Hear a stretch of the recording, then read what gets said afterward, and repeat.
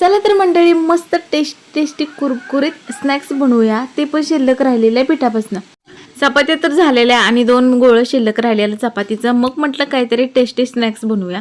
मग त्यामध्ये मी काय केलं, पलपुटावर पसरून घेतल्यानंतर थोडंसं त्यामध्ये लाल तिखट, चाट मसाला, कसुरी मेथी, कॉर्न फ्लोअर, चवीनुसार मीठ, थोडासा मॅगी मसाला टाकला आणि हे सगळं एकजीव करायचं त्या पिठाबरोबर, पाणी न वापरता.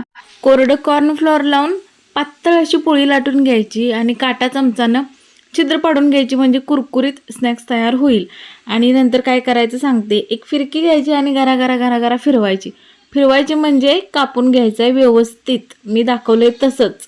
आणि नंतर बघू शकता, हे बोटाच्या सहाय्यानं असं गोल गोल फिरवत आणायचं मध्य साईडपर्यंत. नंतर हे तयार झालं, त्याच्यामध्ये थोडंसं कॉर्नफ्लोअर टाकायचं आणि मस्त फ्राय करून घ्यायचं आहे. आता ही घरगुती पद्धतीने केलेलं स्नॅक्स तुम्ही खावा आणि चॅनल लाईक शेअर सबस्क्राईब केल्याशिवाय जाऊ नका. Thanks for watching.